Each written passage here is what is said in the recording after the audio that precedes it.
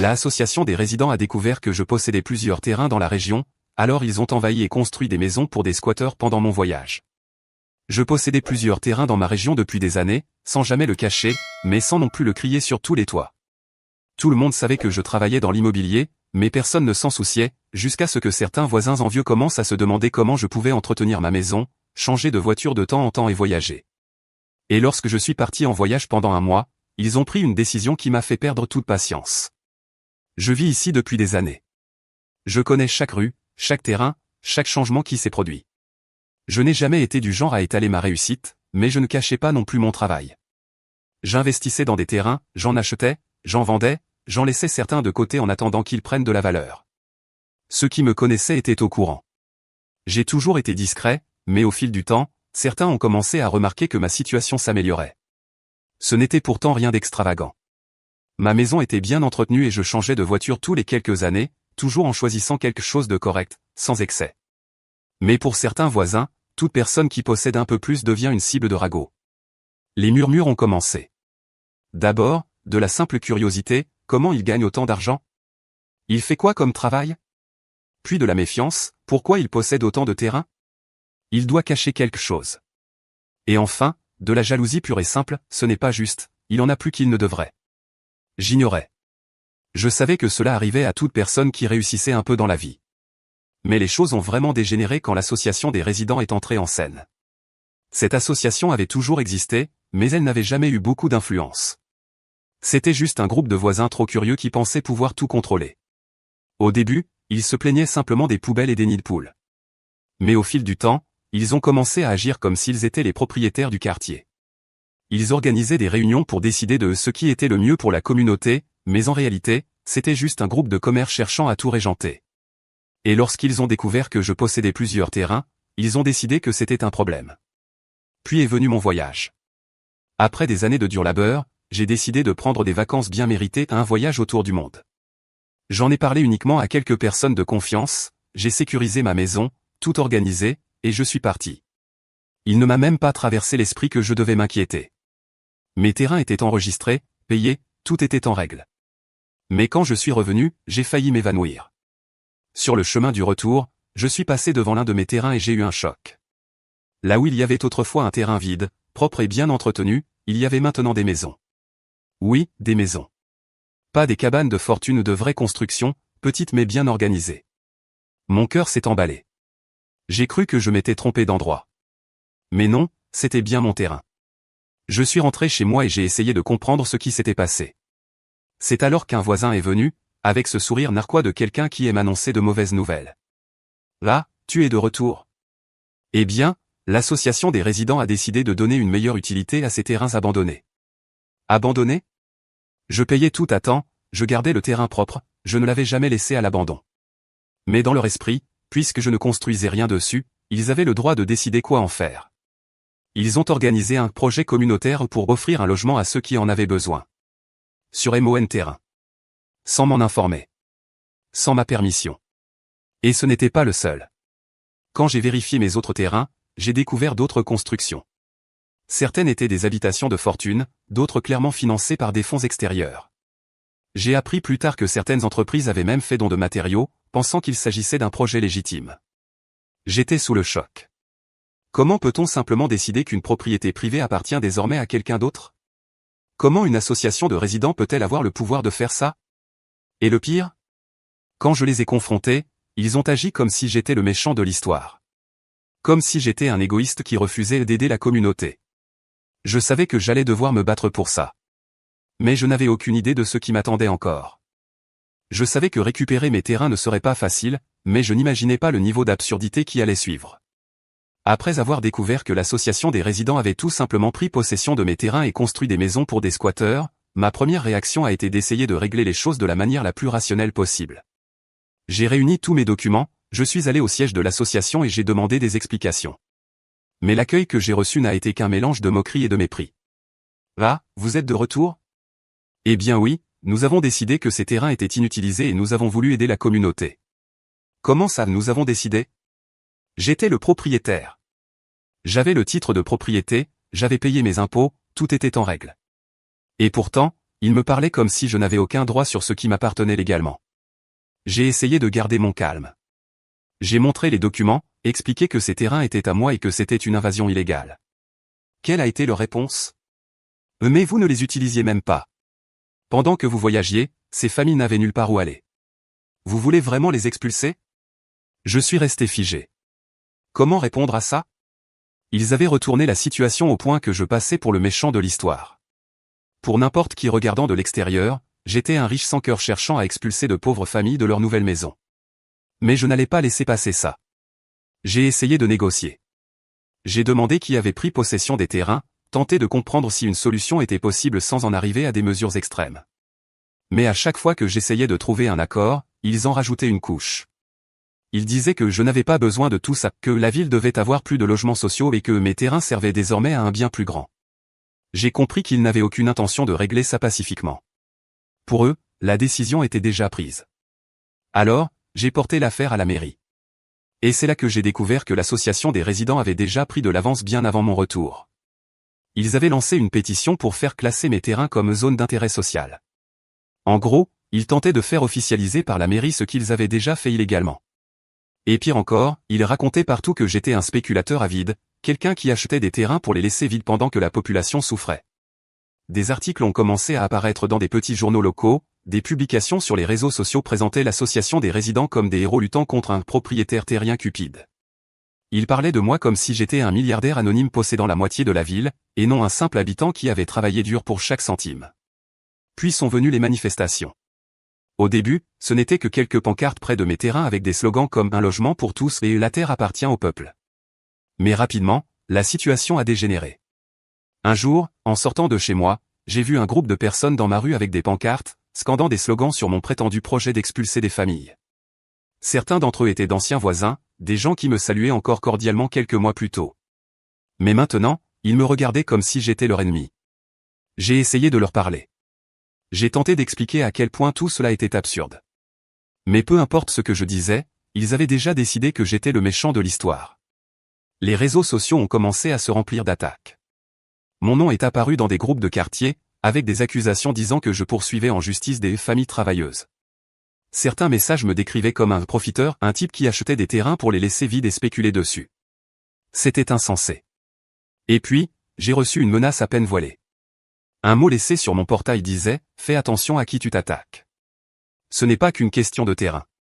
À ce moment-là, j'ai compris que je ne pourrais pas régler ça juste avec des discussions. Si je voulais récupérer ce qui m'appartenait, j'allais devoir me battre. La menace dans le billet ne quittait pas mon esprit. Fais attention à qui tu t'attaques. Ce n'est pas juste une question de terrain.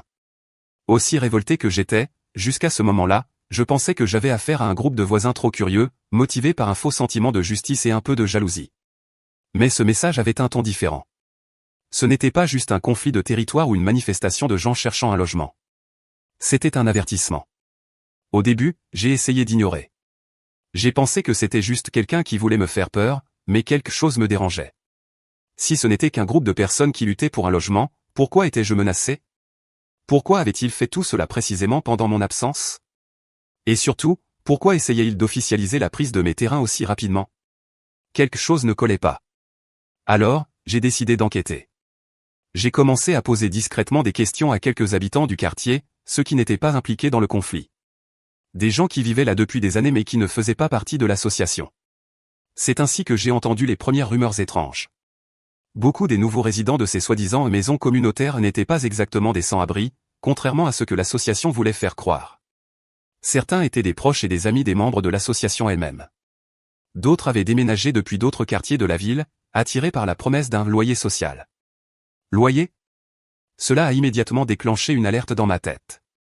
J'ai continué à creuser et j'ai découvert que, malgré la version officielle disant que ces maisons étaient destinées aux familles dans le besoin, la réalité était bien différente. L'association des résidents n'avait pas simplement donné les maisons aux gens. Il leur faisait payer un loyer symbolique pour y vivre. Alors voilà. Ce n'était pas une question de logements sociaux. Ce n'était pas une question de justice sociale.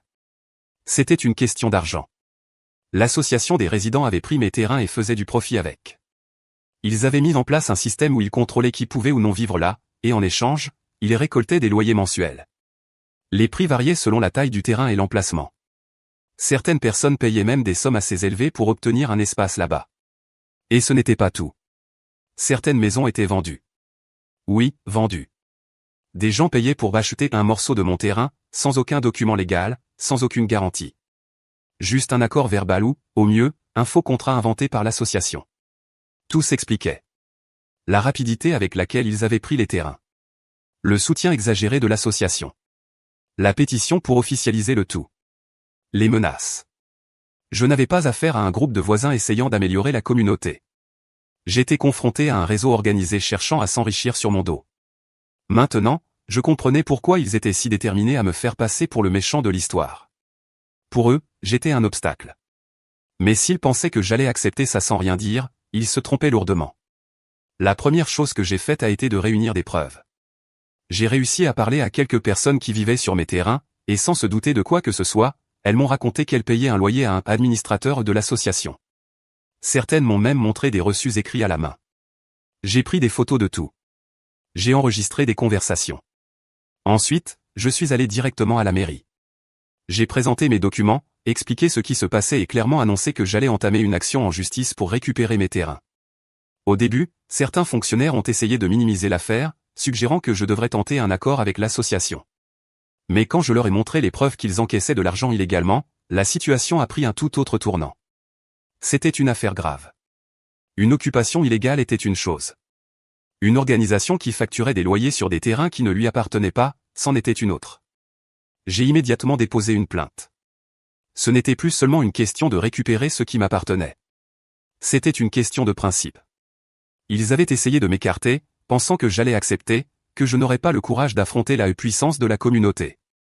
Mais ce qu'ils n'avaient pas prévu, c'est que j'avais quelque chose qu'ils n'avaient pas, le droit légal sur ces terres. Et j'irai jusqu'au bout pour récupérer chaque mètre carré. Quand j'ai déposé plainte pour récupérer mes terrains, je savais que ce ne serait pas facile. Mais j'avais tout en ma faveur, la loi, les documents, les actes d'achat, les preuves que l'association des résidents percevait des loyers illégalement. Il n'y avait aucune raison que je perde.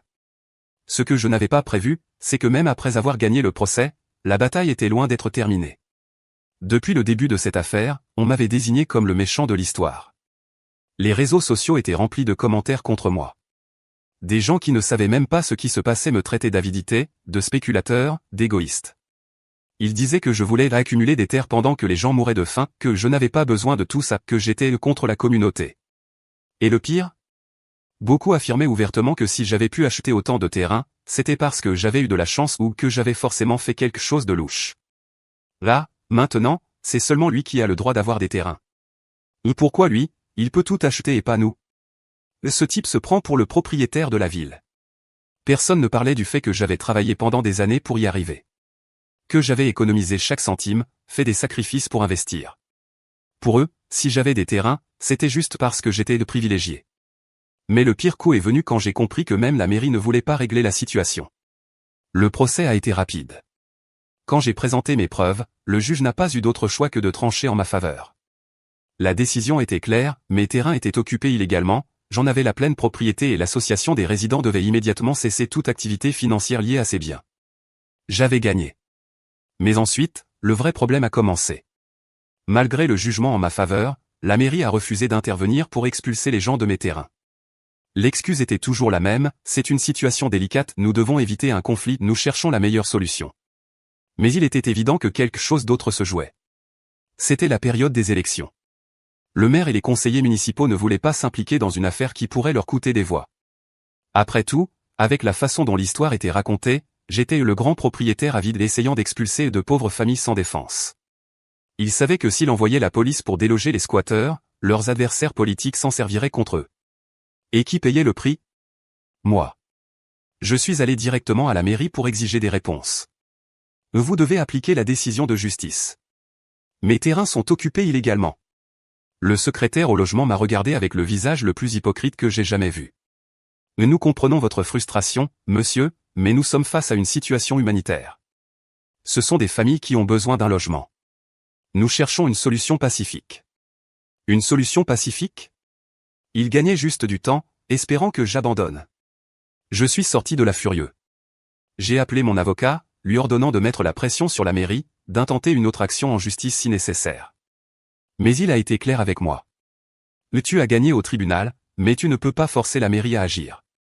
La seule chose que nous pouvons faire, c'est déposer d'autres recours et tenter d'obtenir une ordonnance d'expulsion directe. Mais cela peut prendre du temps. J'ai ressenti une rage que je n'avais jamais connue. Ils ignoraient tout simplement le fait qu'on m'avait volé ce qui m'appartenait. Peu importait que j'ai fait tout dans les règles, acheté légalement, payé mes impôts, gardé tout en ordre. Maintenant, j'étais juste un homme riche qui voulait jeter les pauvres à la rue. Mais je n'allais pas abandonner. Si la mairie refusait d'agir, alors j'allais trouver un autre moyen de régler ça. Et j'allais faire en sorte que tout le monde connaisse la vérité. Si la mairie ne voulait pas agir, alors j'allais régler cette situation moi-même. Après des semaines de tergiversations, de manifestations contre moi, de politiciens essayant de tirer profit de ma perte, j'ai compris que personne n'avait réellement l'intention de faire ce qui était juste. Ils voulaient juste repousser le problème jusqu'à ce que je me lasse et abandonne. Mais je n'allais pas abandonner. Les squatteurs vivaient sur ce qui m'appartenait, profitant de quelque chose que j'avais construit et pour lequel j'avais travaillé dur. Ils utilisaient l'excuse du besoin, mais en réalité, beaucoup d'entre eux n'étaient même pas réellement dans le besoin. Ils avaient un emploi, un revenu, mais vivaient gratuitement parce que quelqu'un leur en avait donné l'opportunité. J'ai passé des nuits entières sans dormir à réfléchir à une solution. Aller en justice prendrait du temps, et j'étais fatigué d'entendre mon nom être sali comme si j'étais un criminel. J'avais besoin d'une solution efficace. Et puis, une idée m'est venue. Comment avait-il accès à l'eau et à l'électricité? Je suis allé chercher des réponses. Le lendemain, je me suis rendu à la compagnie d'électricité et j'ai demandé un rapport sur mes propriétés. J'ai présenté mes documents de propriété et demandé à vérifier si des comptes étaient actifs à mon nom ou si des connexions avaient été enregistrées récemment. Après un moment d'attente, l'employé est revenu avec un air préoccupé. Monsieur, nous avons trouvé plusieurs raccordements électriques sur vos terrains. Certains sont toujours enregistrés à votre nom, d'autres ont été installés récemment avec des contrats qui ne semblent pas avoir suivi le processus d'approbation habituel. Autrement dit, ils utilisaient mon électricité. J'ai pris une profonde inspiration pour ne pas exploser sur place. J'ai gardé mon calme et demandé ce qui pouvait être fait. L'employé m'a expliqué que, puisque les terrains étaient toujours légalement à mon nom et que les factures étaient émises à mon adresse, j'avais le plein droit de demander une coupure immédiate. Alors coupez tout. Maintenant. Elle a hésité. Mais monsieur, il y a des gens qui vivent là. J'ai répondu froidement, des gens qui occupent illégalement ma propriété. Je ne suis pas responsable d'eux. S'ils ont un problème, qu'ils saisissent la justice. Elle a dégluti et a commencé le processus. La coupure était programmée pour les jours suivants. Mais je ne me suis pas arrêté là. Je suis sorti de la compagnie d'électricité et me suis dirigé directement vers la société de distribution d'eau. J'ai fait la même demande, présenté mes documents et demandé un rapport sur les raccordements. À ma grande surprise, la situation était encore pire. Certaines connexions avaient été faites sans aucune autorisation, tandis que d'autres étaient carrément illégales, branchées directement sur le réseau public. Encore une fois, l'employé a essayé de me dissuader, disant que couper l'eau pourrait poser un problème social. Mais je n'étais pas intéressé par les problèmes sociaux à ce moment-là. Et si la mairie veut régler ça, qu'elle trouve une autre solution. Mais je ne suis pas responsable de fournir de l'eau aux squatteurs. Après une longue discussion, ma demande a été acceptée et l'ordre de coupure a été envoyé. Maintenant, il ne restait plus qu'à attendre. Les premiers jours après la coupure d'électricité, les squatteurs ont tenté de résister. Certaines maisons avaient des générateurs, d'autres faisaient des branchements illégaux sur les poteaux électriques. Mais quand l'eau a été coupée, la situation a changé. Au début, j'ai entendu beaucoup de plaintes. Des gens disant que j'étais inhumain, que je privais des familles d'eau. Certains sont même allés voir l'association des résidents pour exiger une solution. Mais la vérité, c'est qu'ils étaient désormais seuls. L'association des résidents, si bruyante et pleine de discours sur la justice sociale, a disparu. Ils savaient qu'ils avaient perdu. Ils savaient qu'ils ne pouvaient plus m'affronter. Après une semaine sans eau ni électricité, certaines familles ont commencé à partir.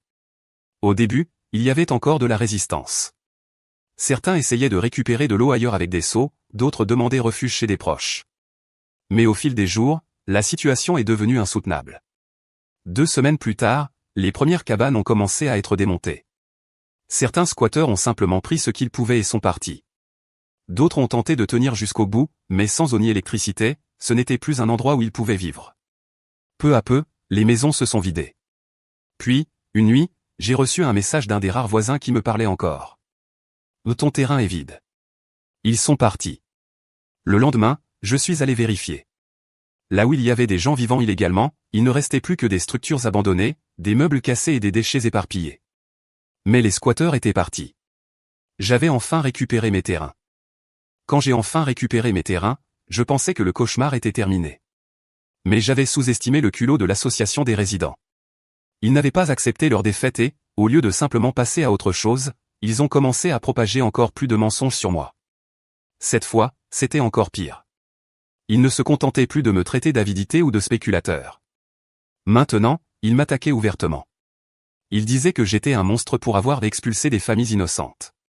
Ils ont lancé une pétition pour tenter de m'empêcher de continuer à nuire à la communauté.